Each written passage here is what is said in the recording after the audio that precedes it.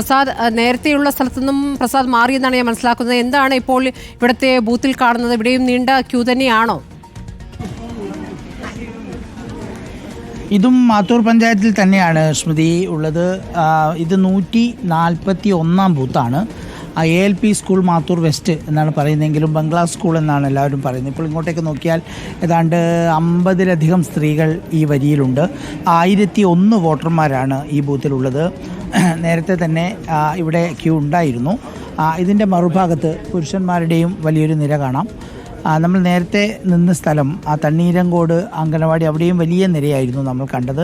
ഇവിടെയും പൊതുവിലിവിടെ ഒരു പോളിംഗ് കുറച്ച് മന്ദഗതിയിലാണ്. അതായത് പോളിങ്ങിൻ്റെ സ്പീഡ് കുറവാണ്, മന്ദഗതി എന്നുള്ളതല്ല. അതുകൊണ്ട് തന്നെ എല്ലാ സമയവും പുറത്ത് ആളുകൾ ധാരാളമുണ്ട് എന്നുള്ളതാണ്. എത്ര മണിക്കാണ് വന്നേ? നേരത്തെ വന്നോ? നേരത്തെ വന്നു. എത്ര മണിക്ക് വന്നു? ഏകദേശം 2 മണി. ഇപ്പം 2:50. 2 മണിക്കൊക്കെ വന്നോ? ഭക്ഷണമൊക്കെ കഴിച്ചിട്ട് ഇറങ്ങിയാ? ഭക്ഷണം കഴിച്ചു. അവർ 2 മണിയോടുകൂടി വന്നവരാണ്. ഇപ്പോൾ അതായത് ഏതാണ്ട് 1 മണിക്കൂർ ഇവർ ക്യൂ നിൽക്കുന്നു എന്നുള്ളതാണ്. വീട്ടിലെ പണിയൊക്കെ തീർത്തിട്ടാണോ വന്നത്?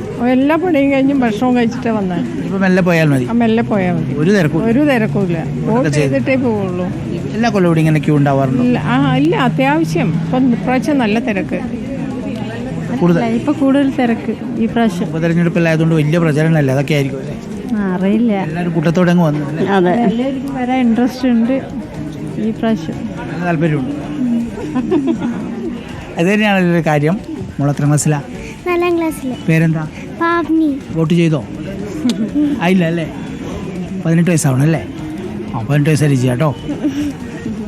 ഇപ്രാവശ്യം ഒരു ആവേശം കൂടുതലാണെന്ന് ഇവർ പറയുന്നുണ്ട് സ്മൃതി. അത് ഉറപ്പായിട്ടും, അതായത് വലിയ തരംഗം തന്നെയാണ്. എല്ലാ മേഖലകളിൽ നിന്നുള്ള, വിവിധ നാടുകളിൽ നിന്നുള്ള രാഷ്ട്രീയ പ്രവർത്തകരും ആളുകളും എല്ലാം ഇങ്ങോട്ടേക്ക് വന്നു. ഇളക്കി മറിച്ചുള്ള പ്രചരണം, സ്ത്രീകളുടെ നീണ്ട ക്യൂ, അതോടൊപ്പം മക്കൾക്കൊപ്പം എത്തിയിരിക്കുന്ന അമ്മമാർ.